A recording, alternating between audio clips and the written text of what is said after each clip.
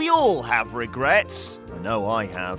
Famously, Alfred Nobel, the Peace Prize guy, came to regret dynamite thanks to its use in warfare when all he wanted to do was clear mountains away and build bridges. Oh, Alf, what were you thinking? Often these creations are equated to Frankenstein's monster. It started with good intentions, but things got out of hand. With that in mind, I'm Adam Wilborn from What Culture, and these are 12 more inventors who hated their own creations.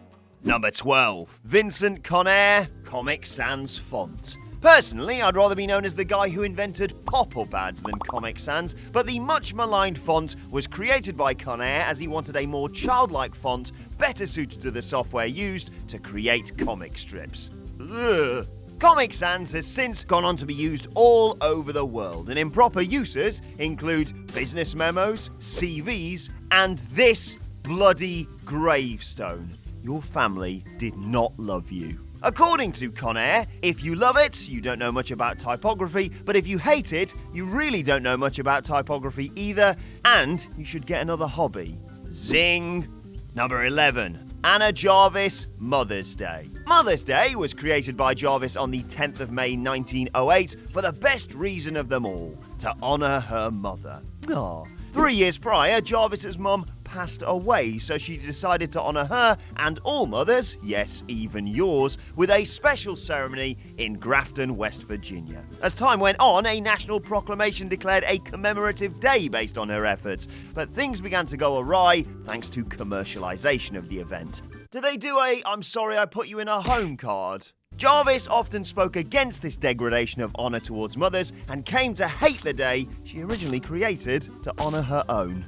Number 10. Scott Fahlman, emoticons. Emojis are a part of everyday life, like eating, drinking, and trolling me in the comments section. Originally, emojis were called emoticons, and they looked, well, simple enough. The first emotion icon was created by Fahlman back in 1982. They were derived from similar symbols used since the late 19th century to depict joy, melancholy, indifference, and astonishment. But it's safe to say they have evolved since then. In an interview with the Wall Street Journal, Fahlman said, "Sometimes I feel like Dr. Frankenstein. My creature started as benign, but it's gone places I don't approve of."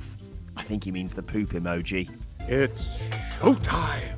Number 9. Bob Propst, cubicles. Millions of people are forced to work in them, and they are almost universally hated. In fact, odds are you might be watching this video in one, in which case you should really get back to work. Propst wanted to maximize efficiency and create a workspace where people could collaborate and share ideas with one another. Well, that went well. Eventually, his invention became something he despised, going as far to say the cubicalizing of people in modern corporations is monolithic insanity. Personally, I'd love cubicles in the What Culture office, then I wouldn't have to stare at Jules's stupid face all day long. Number 8. John Sylvan, K-Cups. Let's hear it for single-serve coffee pods. Yeah! Sylvan's invention became the pioneering new technology used in nearly every office and home in the world. And now he hates it. Keurig cups were an amazing innovation for the coffee industry, but environmentally they represent more of a nightmare scenario than Trump in the White House. Imagine how bad that is.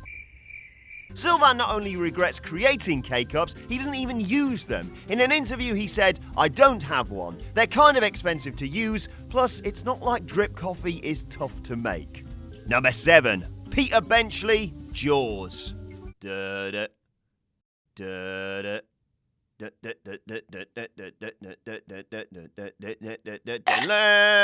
movie Jaws and the novel it was based on was an amazing hit when it first arrived in theaters in 1975. It was the first true summer blockbuster and made a boatload of money.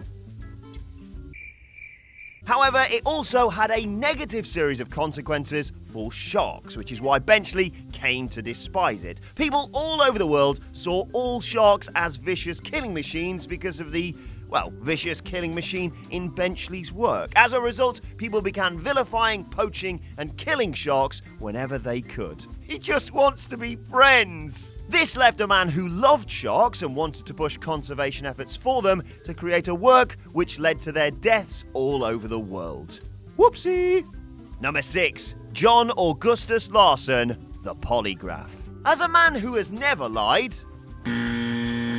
as a man who rarely lies, alright, my fiancé isn't even real, I'm so alone. The modern polygraph, otherwise known as a lie detector, was first created by Dr. Larson in 1921. He worked for the Berkeley Police Department in California, and over the course of a 15-year career, used it to solve hundreds of cases. The problem is, it's complete bollocks. You can lie and still pass, or tell the truth and fail. In the United States, polygraphs are not admissible in court, which effectively makes them useless for law enforcement. By the end of his life, Larson came to hate the polygraph, even calling it a Frankenstein's monster, which I have spent over 40 years in combating. Number 5. General John T. Thompson, the Thompson submachine gun. Back in the 1940s, it seemed every gangster used a Tommy gun. At least they do in the movies, which is good enough for me. The weapon was first created by Thompson in 1918 and is best known for the circular drum magazine used to hold up to 100 rounds of 45 caliber cartridges.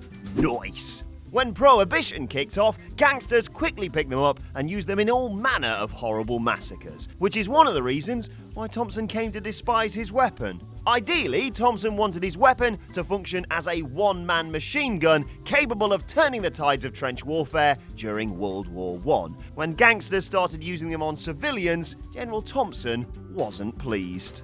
Number 4. Orville Wrights, airplanes. This one may come as a bit of a shock, but one half of the duo who created powered flight, Orville Wright, came to hate the invention that made him famous. Yep, the idea didn't quite take off as he'd imagined. Oh, come on, that was bloody good! It was believed that the airplane would connect the world in ways naval travel had failed to achieve. With people able to travel quickly from one place to another, Wright thought there would be no need for conflict. Yeah, about that. Almost immediately, the military saw the benefit of aerial reconnaissance and attack, which led to the development of fighters and eventually bombers. A machine thought to end all wars only made them deadlier. Number 3. John McAfee, McAfee antivirus. We all have to work with annoying things. It could be your boss, that printer that never works just when you need it to, or Adam Cleary. Just imagine creating something that even you find annoying, though. Hi, Mum and Dad. Anyway, John McAfee, inventor of the first commercial antivirus program, doesn't even use his own product because, in his own words, it's too annoying. Yes, even more annoying than that bloody paperclip. It gets worse, too. As a result of creating McAfee, he's now a target for hackers who see him as enemy number 1 and want to prove themselves by stealing his identity. Oh, and he's running for president in 2020.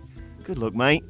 Number 2. Dong Nguyen, Flappy Bird. I'm going to give you a second to get over the fact his name is Dong if you're as childish as me. Mr. Nguyen is responsible for the days of your life you lost swearing at a computer bird a few years ago. And although he was raking in 50 grand a day thanks to the game, he decided to pull it from the App Store because he was worried people were becoming addicted rather than using the game for a few minutes relaxation as he'd planned. You call this relaxing?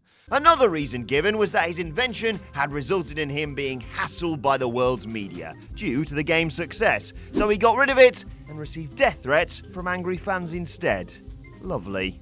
Number 1. J. Robert Oppenheimer, the atomic bomb. Now I am become death, destroyer of worlds. No, not Jules's greeting every morning, but the words that went through J. Robert Oppenheimer's mind when he witnessed the first successful test of the device that made him famous. Oppenheimer was the director of the Manhattan Project, which saw the development, testing, and eventual deployment of what came to be the deadliest single weapon ever used in warfare. While he worked hard on the project and ensured it was completed properly, he felt regret at the suffering his work caused. The bombings of Hiroshima and Nagasaki resulted in an estimated 225,000 killed and wounded, many of whom died from radiation long after the bombs were dropped.